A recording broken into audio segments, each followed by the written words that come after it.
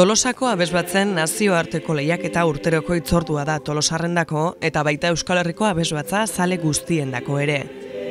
Tolosako abesbatzen nazioarteko lehiaketak irabazle nagusi bat izaten du urtero eta irabazle horrek hurrengo urtean Europako sariketa nagusian parte hartzeko txartela eskuratuko du. Europako sariketa edo zirkuito horretan 6 nazioarteko lehiaketa sartzen dira. Bulgariako Barna hiriko lehiaketa, Debrecen Hungrian, Maribor Eslovenian, Arezzo Italian, Tolosa Euskal Herrian eta Tours Frantzian. Aurten Tolosa izan da sariketa nagusi honen eszenatoki, alegia Europako abesbatzen sariketa nagusia Tolosan jokatu da. Gainera bertan euskal talde bat izan da, KUP taldea. Gu izan ginen, pasaden urtean, 2010ko maiatzean, Tourseko lehiaketan irabazle. Egia esan Toursera joan ginenean, ez genuen inola ere espero ez, hainbesterako izango zenik ez. Hiru sail ezberdinetan parte hartu du genuen, eta 3 irabazi genituen ez. Orduan, hiru sail hauek irabazi eta sariketa nagusia ere guk irabazi genuen. Orduan, ordezko, sari nagusira eta non eta gaina Tolosara ez. Etxean izateak ez, oso berezi egin du ez.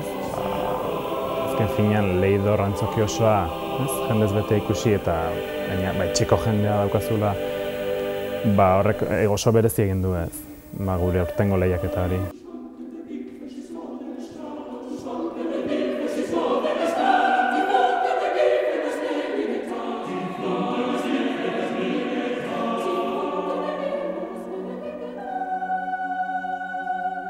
Horra iristea bakarrik sari bat izan zen guretzat ez.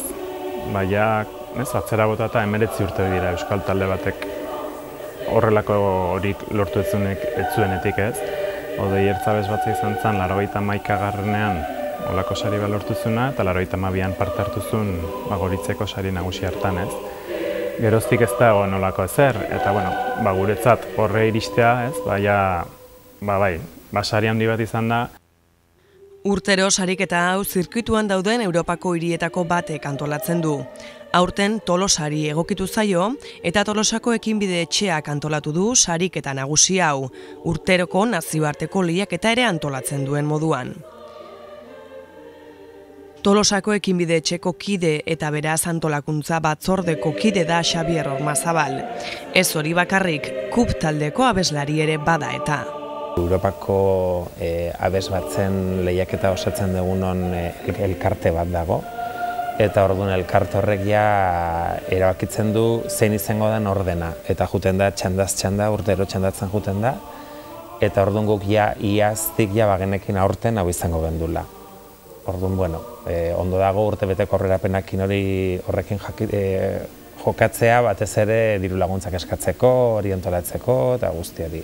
Ohituta antolatzen dugun ohiko lehiaketara asko sinpleagoa da, ze ohiko lehiaketan aurten adibidez 21 abesbat ezberdin izan ditugu eta 21 abesbat alojatu eta guztieri eta garraioak eta guztieri antolatzea askoz komplikatu da, kasu honetan 6 ez 5 abesbatz bakarrik izan dira, bat gainea bertakoa, orduan lau abesbatz pixka bat alojatu eta gero baita garraio antolatu eta gero egiten duguna baita kontzertu daukagu herriz-herri biltzen den kontzertuen sare bat antolatzen dugu eta hauek ere hor sartu genditu. Izan dugu egun hori gure agendetan markatua ez, denak azaroak 5 horren zai ez. Eta, urte terdi luzea izan da ez, eta horrek suposatzen du, programa egoki bat prestatu behar daukazula ez, 25 minutu horietan, dakizun hori, epaimai horrei adierazteko ez, musika mota guztiak egiteko gaizeala ez. Orduan, izan da igual, urte terdi honetan ez, pixkanakako lan bat.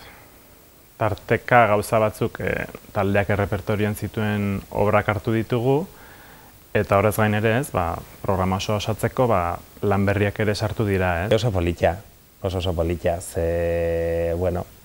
gogoz antolatzen dezu dena, gaina badakizu batzuk bertan egongo zehala, eta gainera etxean ez. Eta horren oso polilla izan da.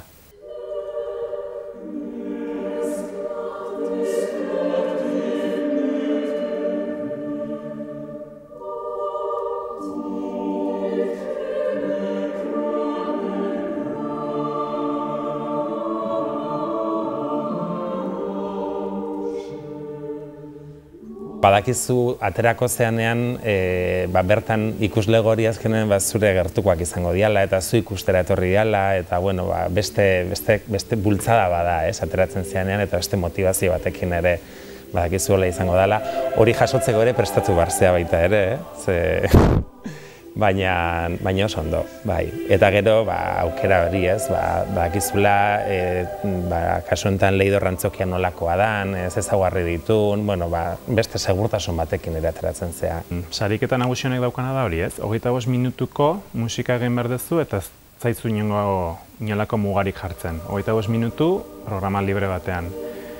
Eta, azken finean hori ere zuzendariaren esku egon den gauza bada, Zuzendaria egia esan behar dizut asko kosta zaio, erabaki hartzea eta, pixka bat ere ezagutzen dugu eta argi programa ikusten baduzu, hortxe dago, Gabrielen zerbait dela, erreflejoa. Ze da, nolabiteko musikaren historiaren erreflejo bat ikusten da, larun baten egindako programan. Berpizkundetik hasi ginen, Galusen obra batekin, bikorutara, barrokora pasa ginen xutzen lan batekin, erromantikoko beste bi obra egin genituen, eta gero ja 20. mendea eta musika garaikidea, Azkenen musikaren errepaso hori eginez. Momentu honetan dena izatera iritsi da Gabriel hor dagolako, Bai dela oso zuzendari, oso detailera, argi dauka zer nahi duen, eta hori lortzen du, Azkenean nolabaiteko, feedback hori lortzen du gurekin, Berak argi dauka zer partituran daukan horrek nola sonatu behar duen edo zer dena, eman nahi duen hori. Eta guk ere, iritsi da elkar ulertze hori eta nik uste dut, gero emaitzetan ere ikusten dela, Eta nik uste dut hori, bere gauzak oso argi dauzkala eta nik uste dut erakusteko ere, asko balio duela, ulertzen berak zeskatu nahi duen eta gero guk ere hori transmititzen nola baita. Nik uste izan dela oso prozesu politia zirutzen zait taldea hazin dela baita ere. Denbora tarte guztianetan, erronka bat genuen eta denok argi geneukan aldik eta onena egin behar genuela lehiaketan bertan,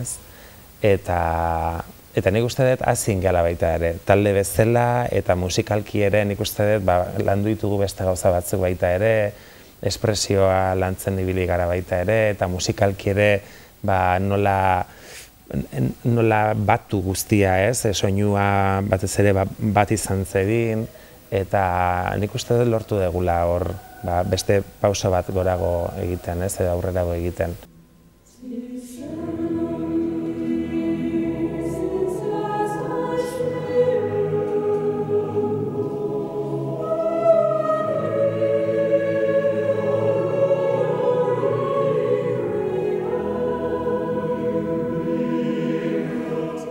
Aurtengo Europako sariketa nagusian, KUP taldeak aurkari izan ditu Suediako talde bat, Italiar bat, Germaniar bat eta Hungriar bat.